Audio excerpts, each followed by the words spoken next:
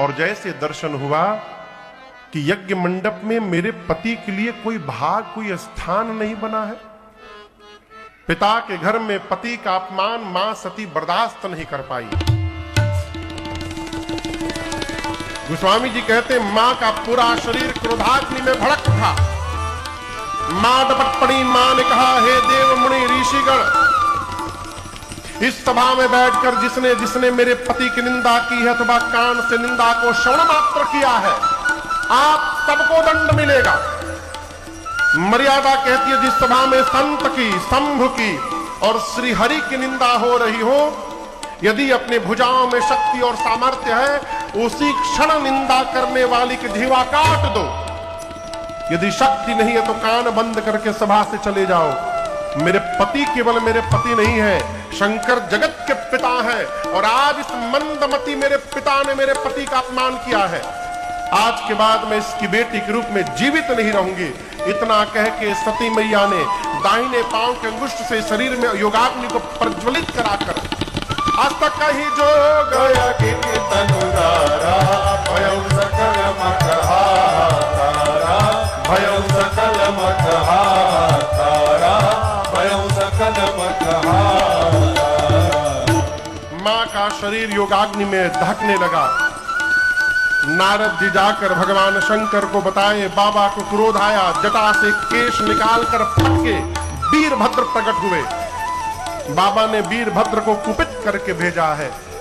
वीरभद्र आए, सबको उचित दंड दिया वीरभद्र ने। किसी की दाढ़ी नोची, किसी का आंख फोड़ा, किसी का पीठ तोड़ा। दक्ष के सर को पकड़ा हाथ से, धड़ से सिर को उखाड़कर और ले जाकर अग्नि कुंड में यज्ञ की पूर्ण आहुति कर दी। पूरा यज्ञ तहस नहस हो गया। ये प्रसंग कहता है किसी से बैर साधने के लिए भी हम सत्कर्म करने चलेंगे, पूरा होने वाला नहीं है, विघ्न आएगा। मैं एक घटना सुनाऊं। पूज्य महाराज श्री के साथ एक बार मैं बैठा था कहीं पर, तो सरकार 2 महीना बाद कहीं कथा थी, वहां के आयोजक आए थे महाराज श्री से मिलने। तो बैठे रहे आधी घंटा, खूब बोले, ये कौन सी व्यवस्था है महाराज, कथा हम कराएंगे, न भूतो न भविष्यति, आज तक आपकी वैसी कथा कभी नहीं हुई होगी। महाराज श्री बोले, भगवान आपका मंगल करें, भला करे। जब वो चले गए तो हम पूछे, सरकार आप ऐसे क्यों बोले? बोले, आप हो यहीं पर ना, 2 महीने बाद देखिएगा, सही में वैसी कथा आज तक नहीं हुई।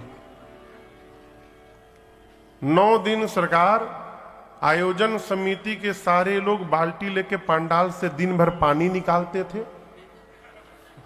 शाम को 4 घंटे कथा होती थी कुर्सी पर बैठ के, और रात में फिर बरिस जाते थे इंद्रदेव। अगले दिन फिर दिन भर बाल्टी से पानी निकाला जाता था। ये चला 9 दिन। ये क्या है? कार्य की सफलता हमारी मानसिकता पर निर्भर करता है। हम किस मनोयोग से कार्यों में प्रवेश कर रहे हैं।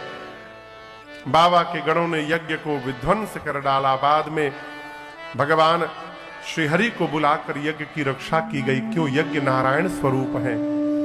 यहां प्राण त्यागने से पहले गोस्वामी जी कहते हैं, सती मरत हरिसन बर मांगा, जन्म जन्म शिव पद अनुरागा। मरते समय मां ने भगवान श्री हरि से वरदान मांगा, प्रभु अगले जन्म में भी मैं बाबा के ही चरणों की दासी बनूं। भगवान ने कहा तथास्तु, और इसी कारण ते ही कारण हिमगिरि गृह जाए, जन्मी पार्वती तन पाए। कारण हिमगिरि गृह जाए, जन्मी पार्वती तन पाए। सोह शैल गिरिजा गृह आए, जिम जन राम भगत के पाए। सोह शैल गिरिजा गृह आए, जिम जन राम भगत के पाए। इसी वरदान के कारण सती मैया का शरीर शांत हुआ और उनका अगला जन्म हिमांचल महाराज के घर में मां पार्वती के रूप में हुआ है। आइए एक बार भाव श्रद्धा से बोलिए पार्वती मैया की जय। पार्वती मैया का जन्म हुआ। नारद जी महाराज पहुंचे हिमांचल जी के घर। हिमांचल जी ने पांव पखारा, पूजन किया, श्रेष्ठ आसन पर पधराया और नारद जी से बोले, मुनिवर आप त्रिकालदर्शी हैं, सर्वत्र आपकी गति है। आप मेरी बेटी की हाथ की रेखाओं को देखकर इनमें क्या दोष गुण है वो कृपा करके बताइए। नारद जी मैया का हाथ देखे और मुस्कुरा कर बोले, कह मुनि बिहसी गूढ़ मृदुबानी, असुता तुम्हार सकल गुण खानी। महाराज आपकी बेटी समस्त सद्गुणों की खान है। इनका नाम उमा अंबिका भवानी होगा। इनका सौभाग्य अखंड होगा। संसार की देवियां आपकी बेटी के नाम का स्मरण करके जीवन में पातिव्रत धर्म का पालन करेंगी। आपकी बेटी की सर्वदा पूजा होगी। आपकी बेटी के कारण आपको यश की प्राप्ति होगी। महाराज नारद जी सब बताए। हिमांचल जी बोले, हम तो दोष पूछे थे पहले, कहु सुता के दोष गुण। नारद जी बोले, होगा तब ना बतावेंगे। बेटी में तो नहीं है महाराज, लेकिन इनके जो पति होने वाले हैं ना, उनमें थोड़ा थोड़ा दिखाई दे रहा है। कहिए तो उनका बता दे। हिमांचल जी बोले, बताइए। नारद जी बोले, नोट करते जाइए। सबसे पहले अगुण अमान मातु पितु ही। नारद जी बोले, आपके बेटी का पति अगुण होगा। क्या होगा? बोला करिए। अगुण, अगुण मने, हाँ यही ठीक, यही हिमांचल जी भी यही समझे, कोई गुण ना हो। बात वो नहीं होती जो कही जाती है, बात वो होती है जो सुन के समझ ली जाती है। कहने वाला अपनी चेतना से कहता है और सुनने वाला अपनी चेतना से उसका अर्थ निकालता है। पिताजी नहा रहे थे बाथरूम में, छोटा बेटा 8 साल का बाथरूम का दरवाजा सरकार खटखटाया, कहा पिताजी अंकल आए हैं। बाबूजी बाथरूम के भीतर से बोले, रोको मत जाने दो। बेटा का सुन लिया, रोको मत, let him go. Narad ji बोले, आपके बेटी का पति अगुण होगा। नारद जी कहना चाहते हैं, अगुण यानी सत रज तम तीनों गुणों से परे होगा, त्रिगुणातीत होगा। हिमांचल समझ गए अगुण यानी उसमें कोई गुण नहीं होगा। नारद जी बोले, अमान होगा। अमान यानी मान सम्मान से परे। बाबा एकदम आनंद में रहते हैं। देखिए, बाबा की पूजा जितनी सरल है उतनी सरल किसी देवता की पूजा नहीं। सरकार कुछ ना मिले, एक लोटा पानी लीजिए, कोई मंत्र याद ना आवे, हर हर महादेव हर हर महादेव ये भी याद नहीं है, बम बम बम बम कह के चला दीजिए, बाबा गदगद। मान सम्मान से परे, अमान होगा। हिमांचल समझ गया, अमान मने उसका कोई सम्मान नहीं करेगा। नारद जी बोले, मातु पितु ही ना, उनके माता पिता नहीं है। हिमांचल जी पूछे, मर गए क्या? बोले, मर गए नहीं, थे ही नहीं, प्रारंभ से ही नहीं थे। उदासीन होगा, संशय रहित होगा।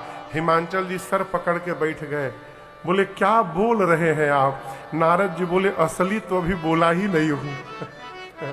बोले, असली मतलब और भी बचा है क्या? बोला, और असली अभी बाकी है। बोले, वो क्या है? नारद जी बोले, जोगी जटिल अकाम मन नागर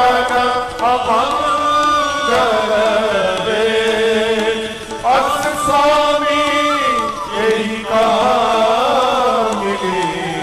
परे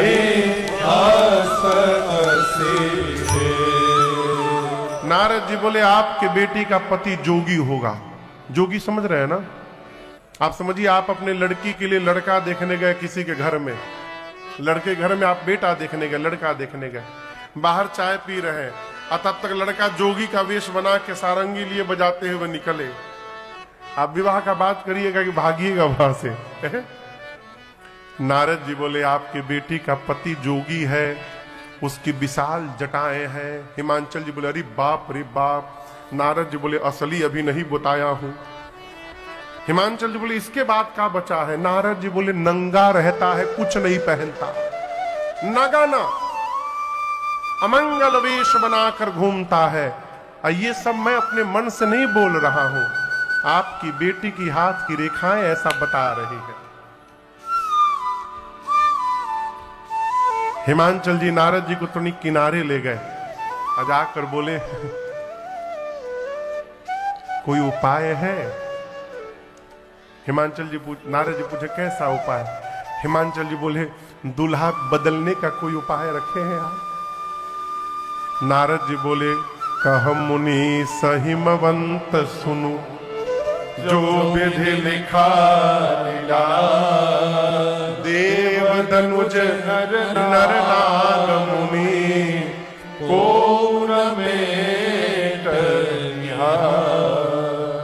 मेरे पिता ब्रह्मा जी ने आपकी बेटी की ललाट पर जो रेखाएं खींच दी हैं, न कोई देवता, न कोई दैत्य, न कोई नर, न कोई नाग, न कोई मुनि, इस ब्रह्मांड में उसको कोई मिटाने वाला नहीं है।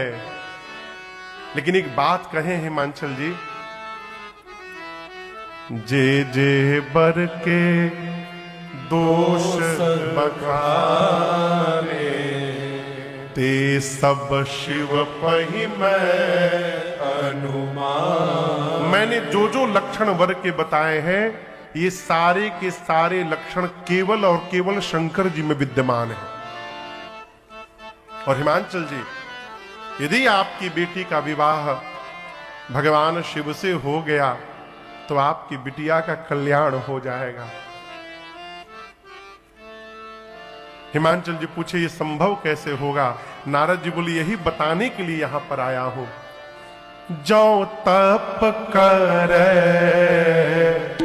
कुमारी तुम्हारी, जो तप करे कुमारी तुम्हारी, फिर भावी हूं मेटे सकहि त्रिपुरारी, भावी हूं मेटे सकहि त्रिपुरारी।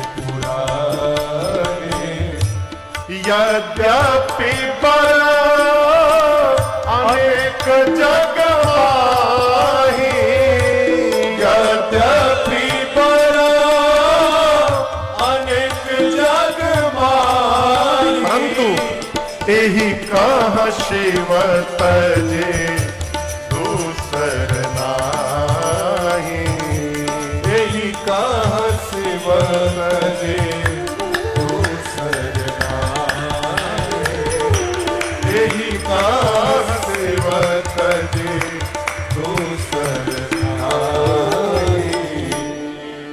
नारद जी ने कहा महाराज, वर तो संसार में अनेक हैं, परंतु आपकी बिटिया के लिए महेश को छोड़कर दूसरा कोई वर नहीं है। यद्यपि भगवान शंकर दुराराध्य पे अहि महेशु है, लेकिन मैं कहता हूं आपकी बिटिया यदि तप करेंगी तो भगवान शंकर अवश्य प्राप्त होंगे। अगले दिन प्रातः काल मां पार्वती अपने माता पिता को प्रणाम करके छोटी सी अवस्था में वन में जाकर मां ने इतना कठोर तप किया है, आकाशवाणी हुई असतपकाहु न कीन भवानी, भय अनेक धीर मुनि ज्ञानी। हे भवानी यहां पर दर्शन करिए।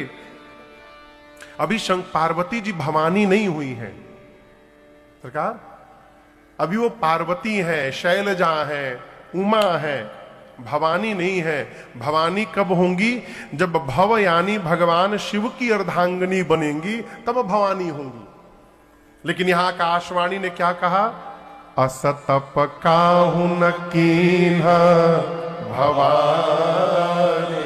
हे पार्वती जी, हम आपको भवानी कह रहे हैं, अर्थात आपकी जो मनोकामना है वो पूर्ण होती है, आप बहुत शीघ्र भव की भवानी बनेंगी, ये हमारा आपको आशीर्वाद है। इधर जब से मां सती का शरीर शांत हुआ, भगवान शंकर को वैराग्य आ गया। कैलाश से निकले, कहीं कथा होती, श्रवण करते, भगत मिलते, सुनाते। शंकर जी के नियम प्रेम को देखकर एक दिन राम जी प्रकट हो गए। प्रगटे राम कृतज्ञ कृपाला। और दर्शन करिए, राम जी ने प्रकट होकर पार्वती मैया के जन्म की कथा विस्तार पूर्वक शंकर जी को सुनाई। किसने सुनाई? राम जी ने। जब राम जी पार्वती जी की कथा सुना रहे थे, तब शंकर जी मन ही मन सोच रहे हैं, धन्य है प्रभु आप, जिन पार्वती ने पिछले जन्म में आपकी कथा नहीं सुनी, उन्हीं पार्वती की कथा आप इतने प्रेम से सुना रहे हैं। जब कथा पूरी हो गई तो राम जी ने पूछा, कहिए बाबा कथा कैसी रही? शंकर जी बोले, इतना दिव्य कथावाचक जब कथा सुनाएगा तो कथा अपने आप दिव्य हो जाएगी। अद्भुत। राम जी बोले, इतनी अच्छी मैंने आपको कथा सुनाई, दक्षिणा कुछ नहीं देंगे हमको? शंकर जी ने कहा, जो आज्ञा प्रभु। तो राम जी ने कहा, मेरी यही दक्षिणा है, जाई विवाह शैलज यह मोहि मांगे। आप जाकर पार्वती जी से विवाह करिए।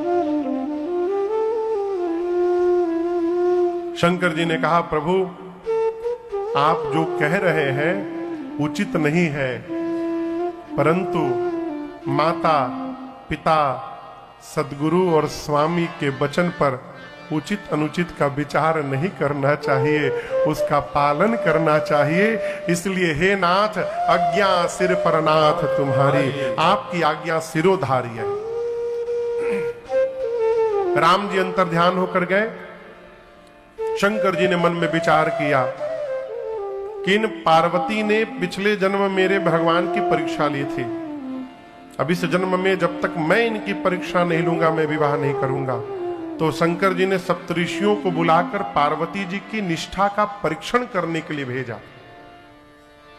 और यहां दर्शन करिए, क्रम से मुनि पहुंचे तो मां से पूछते हैं, कहिए किस लिए आप तपस्या कर रही हैं भवानी जी? कही अबराध का तुम चाहू, हम सन सत्य मरम किन कहू, सत्य सत्य बताइए। मां ने कहा, देखिए ना, मैं असंभव को संभव करना चाहती हूं, पानी के ऊपर दीवाल खड़ा करना चाहती हूं। मुनि पूछे कैसे? पार्वती जी बोली, मैं अपने गुरुदेव नारद जी की बात मान करके शंकर जी को पति के रूप में प्राप्त करना चाहती हूं। मुनियों ने पहला प्रहार नारद जी पर मारा, गुरु जी पर। बोले क्या बोली? नारद जी की बात मानकर आप घर बसाना चाहती हैं? आपको पता ही नहीं, नारद जी की बात जिसने मानी उसका घर बसा नहीं, घर उजड़ गया। और आप उनकी बात मानकर शंकर जी को पति के रूप में चाहती हैं। नारद जी की बुराई किया मुनियों ने, मैया कुछ नहीं बोली। अब मुनि लोग पार्वती जी के पिताजी पर प्रहार किए। आपका दोष नहीं है, आपके पिता हिमालय जड़ बुद्धि के हैं ना, आपकी बुद्धि भी जड़वत हो गई है। मैया इस पर भी नहीं बोली। मुनियों ने भगवान शंकर को लपेटा, कहा, अरे किसको आप चाहती हैं? भीख मांगी भव खाए। आप जिसको पति के रूप में चाहती हैं वो भिक्षा मांग के भोजन करते हैं। जो स्वयं भीख मांग के खाता है, आपका पेट क्या भरेगा? मैया इस पर भी मुख नहीं खोली। मुनियों ने अब विकल्प ला कर दिया, हम आपके लिए बहुत सुंदर एक रिश्ता लेकर आए हैं, उनमें कोई दोष नहीं है, दूषण रहित सकल गुण राशि, श्रीपतिपुर वैकुंठ निवास। कहिए, वैकुंठाधिपति भगवान श्री हरि से आपका विवाह करा दे, उनमें कोई दोष नहीं है। अब मां ने अपना मुख खोला।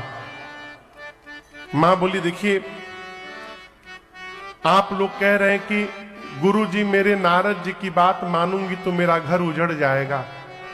आप लोग बोले हैं, अब मैं बोल रही हूं। मेरा घर उजड़े चाहे बसे, मैं अपनी गुरु जी की आज्ञा की अवहेलना करने वाली नहीं हूं, गुरु आज्ञा का त्याग नहीं कर सकती। और दूसरी बात, शंकर जी में महादेव अवगुण भवन, मानती हूं विष्णु सकल गुण धाम, लेकिन हम एक बात कहें, लगन इनसे हम लगा बैठे, जो होगा देखा जाएगा। लगन इनसे लगा बैठे, जो होगा देखा जाएगा। लगन इनसे लगा बैठे, जो होगा देखा जाएगा। लगन इनसे लगा बैठे, जो होगा देखा जाएगा। जो होगा देखा जाएगा। इन्हें अपना, इन्हें अपना,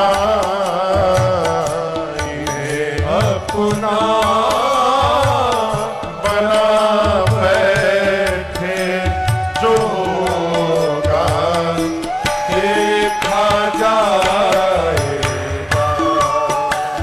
इन्हें अपना बना बैठे, जो होगा देखा जाएगा।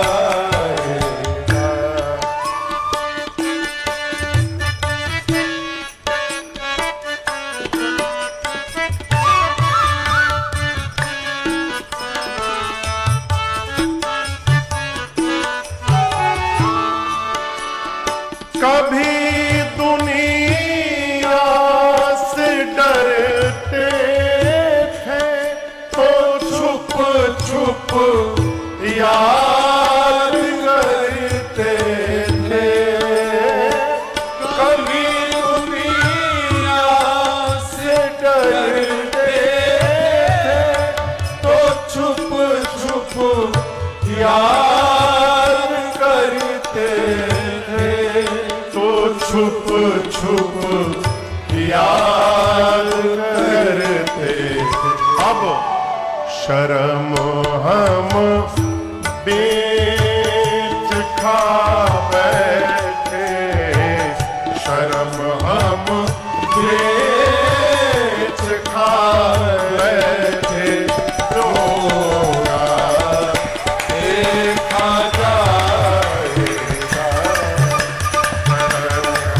हम बेच खा बैठे, जो होगा देखा जाएगा। इनसे लगा बैठे, जो होगा देखा जाएगा। जो होगा देखा जाएगा। जो होगा देखा जाएगा। क्या कहा मैया ने? जो होगा देखा जाएगा। माँ की निष्ठा देखकर सप्तऋषि जय जयकार किए, जाकर भगवान शंकर को माँ की निष्ठा बताएं। बाबा इतने आनंद में आए कि फिर समाधि में चले गए। पिछली बार गए थे तो कितने दिन बाद लौटे थे, फिर गए। कब आएंगे अब किसी को नहीं पता। इसी बीच एक दैत्य ने जन्म लिया जिसका नाम था ताड़कासुर। सरकार कभी कभी सोचते हैं इन राक्षसों का एक सूत्री कार्यक्रम, जन्म लो तपस्या करो। आप दर्शन करिए, जितने राक्षस हुए जन्म लिए तपस्या किए, इतना तपस्या किए कि ब्रह्मा जी शंकर जी वरदान देने के लिए विवश हो गए। अब मांगते क्या है? हम मरे नहीं। हाँ, ससुरे सब मरते हैं, लेकिन मांगेंगे जरूर कि हम मरे नहीं। तारकासुर मांगा ब्रह्मा जी से, मैं मरूं नहीं। ब्रह्मा जी बोले कुछ और मांगो, मरना तो पड़ेगा। अब दिमाग लगाने लगा कैसे न मरूंगा, तो सोचा शंकर जी समाधि में है, कब आएंगे पता नहीं, आ भी गए तो पत्नी है ही नहीं, पत्नी है नहीं तो बेटा कैसे होगा। तो वरदान मांगा भगवान शंकर के तेज से जो संतति जन्म ले उसी के हाथों मेरी मृत्यु हो। ब्रह्मा जी बोले तथास्तु, वरदान पाया, लगा देवताओं पर त्रास करने। इंद्र पहुंचे देवताओं को लेकर ब्रह्मा जी के पास, जाकर बोले कौन सा वरदान दे दिया आपने, मरी नहीं रहा है ये। ब्रह्मा जी बोले ऐसे नहीं मरेगा, ऐसा ऐसा वरदान मांगा है। इंद्र बोले फिर तो मर भया। ब्रह्मा जी बोले पक्का मरेगा, कन्या तैयार है विवाह के लिए, आप लोग केवल दूल्हे को समाधि से बाहर ले आइए। इंद्र हाथ जोड़कर ब्रह्मा जी से बोले ब्रह्मा जी कि तारकासुर तो बाद में मारेगा, जो उनको समाधि से बाहर जगाने जाएगा वो पहले मार डालेंगे उसको। ब्रह्मा जी बोले आप लोग न जाइए, कामदेव को विदा करिए। कामदेव